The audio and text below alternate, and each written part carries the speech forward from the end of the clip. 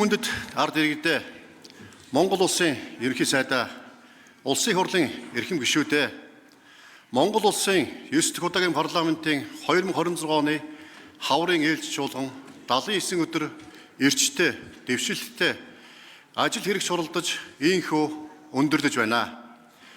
Энэ хугацаанд хангах чуулга 18, хуулийн шинжилсэн найруулга 2, хуульд нэмэлт өөрчлөлт сургалтын хууль 188, олон улсын гэрээ сойрхон батлах тухай хууль 7, хууль хүчингүй болсон тооцох тухай хууль 5, улсын хурлын тогтоол 58-ыг хэлэлцэн баталлаа.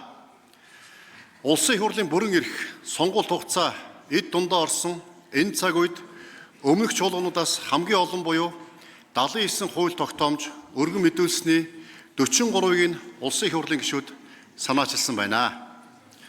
Мөн өнгөрсөн 2 жилийн хугацаанд Монгол улсын их хурл 341 хууль тогтоомж баталсан бол энэ хаврын чуулганаар 278 хууль тогтоомж хэлэлцэн баталжээ. Улсын их хурлын гишүүд болон парламент суудал бүхий улс төрийн намууд нийт иргэн улсын эрх ашгийг эрхэмлэн улс төржилт талцал хуваагдлаас ангид байж ойлголцож нягтарч ажиллаж чадвал ямар үр дүн гаргаж болохыг бодиттой харуулсан чуулган боллоо гэж дүгнэж байна. Улсын их хурл хяналт шалгалтын бүрэн эрхийнхээ хүрээнд Монгол улсын ерөнхий сайд болон засгийн газрын гишүүдтэй төрийн бодлого шийдвэрийн биелэлтээр асуулгын цагийг 3 удаа зохион байгуулахын зэрэгцээ нийслэл Улаанбаатар хотын 2024-с 2026 оны хөрөнгө оруулалт төсвийн зарцуулалт болон малчны тухай хуулийн хэрэгжилтээр тус ерөнхий хяналтын сонсгол хийж холбогдох шийдвэрийг гаргалаа. Чуулганы хугацаанд бид нээлттэй парламентын шинжилгээг эхлүүллээ. Парламентын шинжилэл нь зөвхөн дотоод зохион байгуулалтын асуудал бус хууль тогтоомжийг хэлэлцэн батлахдаа иргэдийн оролцоотой, хяналттай гаргасан шийдвэр бүр нь амьдралд хэрэгждэг байхад оршино. Энэ чуулганаар гишүүдийн эдэх оролцоо сайжирч, улсын их хурл илүү нээлттэй, иргэдээ сонсдог, иргэндээ ойр байх чухал алхмыг хийж чадсан. Эрхэм хүндэт ард иргэдээ улсын их хурл бол ард түмэнд үндсэн хуулиар олгогдсон засаглах эрхийг хэрэгжүүлэх төлөөллийн дээд байгууллага ардчлалын төв институт билээ. Иймд улсын их хурлын шийдвэр бүр нь оновчтой, алсын хараатай, цаг үе олсон, мэдрэмжтэй байж түүний нөлөөгөөр монголчууд бидний амьдрал ахуй дэвжин дээшилж өр хойчийн манай ирээдүй баталгаажин зориг тэмүүлэн улам тод гэрэлтэж байх учиртай. Улсын их хурлын гишүүн нь ард түмний элч төлөөлөгчийн хувьд нийт иргэн улсын эрх ашгийг эрхэмлэн төрт ёс, түүх уламжлал, үндсэн хуулиа дээдлэн сахиж хэлэлцэж байгаа асуудал бүрт идэвхтэй оролцсон иргэдийнхээ дуу хоолой болж хууль тогтоох үйл ажиллагаанд саналаа биечлэн өгч хэвшүүл зохино. Энэ бол төлөөллийн ардчлалын алтан зарчмаа. Тийм учраас миний бие улсын их хурлын дараагаар сонгогдсноос хойш өнгөрсөн 90 өдрийн турш энэ танхимдах гишүүн бүрээс эрт оролцоо, идэх хариуцлага илүү сайжруулахыг сануулж ажиллаа. Байнгын ажиллагаатай парламентын нэр хүндийг улам бүр сэргээж удаашрсан үйл ажиллагааг эрчимжүүлэхийн төлөө улсын их хурл суудал бүхий улс төрийн намууд болон гишүүдтэйгээ хамтарч хичээн зүтгэлээ.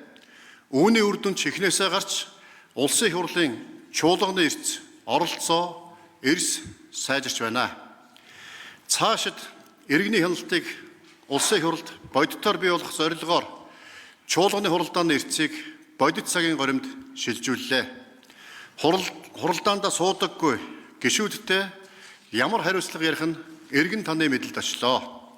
Энэ бол иргэндээ ээлтэй, нээлттэй сайн парламент эхэллээ. Энэ бол иргэдийнхээ оролцоо хяналтыг жинхэнэ утгаар нь бодит болгож буй зөв шинжиллийн эерэг үр нөлөө гэж дүгнэж байна. Хэлэлцэж байгаа асуудал бүрийг иргэдэд мэдээлж тэднийг оролцуулдаг, амьдралд ойр хууль баталдаг парламент байхын тулд хууль тогтоолын төслийн талаар хүссэн хүмүүр саналаа өгөх тогтолцоог бий болгов. Ийм Монгол цахим системд нээлттэй парламент цэс нэмж энэ суугаар дамжуулан улсын хурал иргэдээсээ санал авах амьд шугам нээлээ. Батлагдсан хууль амьдралд нь дэм болж байна уу? Эсвэл дөнгө тушаа болж байна уу гэдэг талаар иргэд санал өгч төрийн эрх барих үйл хэрэгт шууд оролцох боломжийг олголоо. Ингэж иргэдээ сонсдог болсноор улсын хурал баталсан хуулийнхаа хэрэгжилтэнд тогтмол хяналт тавих, иргэн аж ахуй нэгж дарамт болж буй хуулиудаа шуурхаа мэдэрч хурдан засах боломж бүрдэж байна. Амьдрал нийцэхгүй байгаа хуулийг цаг алалгүй засдаг, төр төвтэй бус хүн төвтэй хууль баталдаг байх нь нээлттэй парламентын үнд зүйл юм а. Эрхэм хүндэт ард иргэдээ улсын хурлын хаврын чуулганаар эрүүл мэндийн тухай нэмэлт өөрчлөлт оруулж эрхтэн эдис шилжүүлэн суулгах тухай цусны донорын тухай анхдагч хуулийг баталлаа. Амь аварч амьдрал бэлгэлэх эдгээр хууль нь иргэдийнхээ эрүүл мэнд, амь насыг авран хамгаалах хүсэл зоригийн бодит биелэл болж байгаад баяртай байна. Эх оронд маань сүүлийн жилүүдэд цөлжилт, ган зуд зэрэг байгалийн сөрөг үзэгдэл эрчимтэй нэмэгдэж, уур амьсгалын өөрчлөлт бодит сорил болсныг та бид харж байна. Удахгүй дэлхийн 190 гаруй орны 10,000 гаруй зоч төлөөлөгч цөлжилт, газрын доройтол, усны хомсдлын асуудлаар манай улсад чуулнаа. Улсын хурал энэхүү түүхэн үйл явдлыг угтаж, хүлэмжийн ялгарлыг бууруулахтай холбоотой уур амьсгалын өөрчлөлтийн тухай анхдагч хуулийг баталлаа.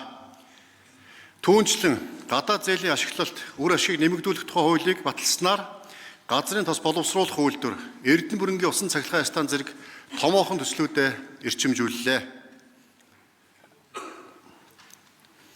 Бид 27 жилийн дараа гэр бүлийн тухай хуулиа шинжилэн баталж, өөрийнхөө зөрчигдсөн эрхийн төлөө үгээ хэлж чаддаггүй хүүхэд эмэгтэйчүүдийн эрхийг шүүхээр хамгаалах, олон хүүхэд төрүүлсэн эхчүүдэд ялгалгүйгээр урамшуулах Монгол айл өрх бүрээ дэмжсэн цогц бодлогыг гаргав.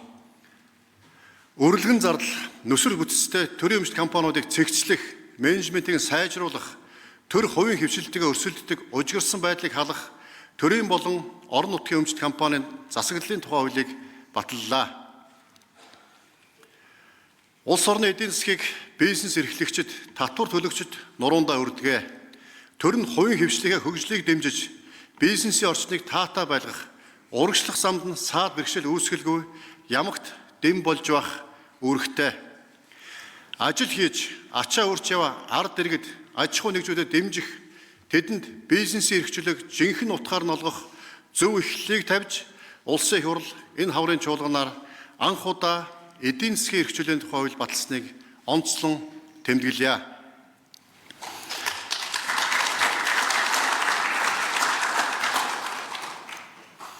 Үнийн өсөлт, зээлийн хүнд дарлуулсан бага дунд орлоготой иргэдэд хамгаалж, бусдын гар харалгүйгээр ажил бизнес хийж байгаа хүн бүрд дэм болсон татвар төлөгчдийнхээ эрх ашиг нэн тэргүүн тавьсан татварын багц хуулиудыг бид бас баталлаа.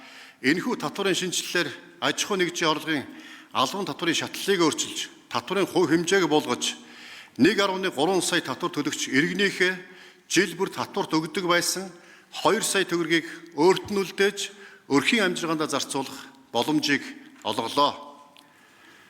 Анхны орон сууцаа авч гал голомтой бадраасан иргэдэд татвараас чөлөөлж, бусдад борлуулахад нь оногдуулж байсан 2% татварыг бүрэн тэглэлээ.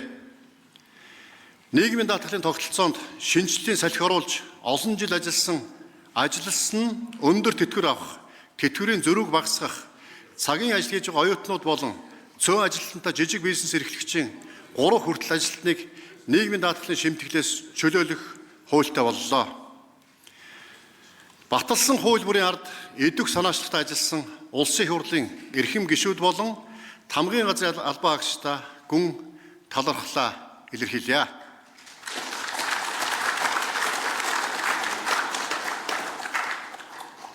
Улсын хурлаар хэлэлцэх аливаа асуудал, бодлого шийдвэрт эх орон ард иргэдийнхээ эрх ашигыг нэн тэргүүн тавьж, улс төржилт, талцал маргаана умартан мартаж, богино хугацааны эрх ашигаас илүүтэй алс хэтийн хөгжлийн бодлого руу чиглэсэн улс төрийн үзмжээр бус, улс суурьтай, хариуцлагатай, тооцоо судалгаатай хандах зарчмыг хууль санаачлагч, бодлого тодорхойлогч бүр чанал баримтлах шаардлагатай байна.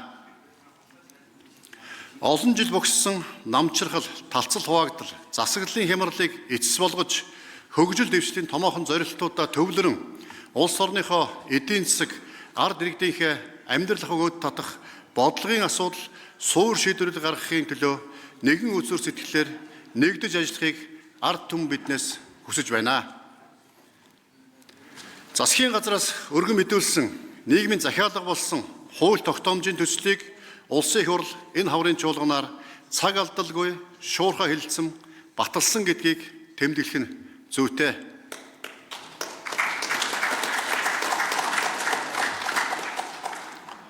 Хууль тогтоол цаасан дээр үлддэг бус амьдралд хэрэгждэг байх учиртай. Одоо гагцгүй засгийн газар хуулийн хэрэгжилтэнд онцгой анхаарч нүдэнд үзэгдэж гарт баригдахуйц үрдүн гаргаж хурдтай ажиллахыг онцлон сануулъя. Болзошгүй эрсдэл хүндрэлийг өртөж мэдэх, тосож бэлдэх, тэсэж давах тодорхой стратеги төлөвлөгөөтэй байхыг гадаад орчин эдийн засгийн нөхцөл байдал өнөөдрийн цаг үе шаардаж байна. Зуны сар 6 бишээ шатхууны хангамжийг тогтвортой байлгах, мах, гурил, төмс хүнсний ногооны нийлэлт онцгой анхаарч үнийн савлгаанаас сэргийлэх, эдийн засгийн өсөлтийг эргэн бүрт хүргэж орлогыг нэмэгдүүлэх, эрчим хүч, мал аж ахуйн салбарыг, эрх хөвлийн бэлтгэлийг сайтар хангах зэрэг олон асуудлыг одооноос бид анхаарч ажиллах ёстой. Улсын их хурлын эрхэм гишүүдээ та бид ард иргэдийнхээ бодит шүүмжлийг хүлээн авч бодож тунгааж болохгүй бүтэхгүйг засаж залруулж ажиллах учиртай. Сайн хууль гэж хөгжилд түлхэц өгсөн, хүнд өгөөж өгсөн, алсыг харж асуудлыг шийддэг байх ёстойг байнга санан чуулганы завсарласан зуны дэлгэр цагаар иргэд сонгогчтойгоо илүү ойр байж эрх намар хэлэлцэх хуулийн төслүүдийн талаар санал бодлыг нь сонссон үр бүтээлтэй уйлрал болгон ажиллахыг хүсье. Хүн төвтэй хууль баталж хүчирхэг Монголын хөгжлийн үндсийг тавьж иргэдийнхээ итгэлийг хураасан хяналттай нээлттэй парламентыг төгөлдржүүлэхийн төлөө хамтдаа хичээн зүтгэцгээе. Монгол төв нэмийн хямар сүлд өөдөө байж эв нэгдэлтэй, хөгжил дэвшилтэй, иргэн бүр аз жаргалтай, айл өрх бүр амар амгалан байх болтугай. Монгол Улсын их хурлын 2026 оны хаврын ээлж чуулган хаасныг мэдэгдэе.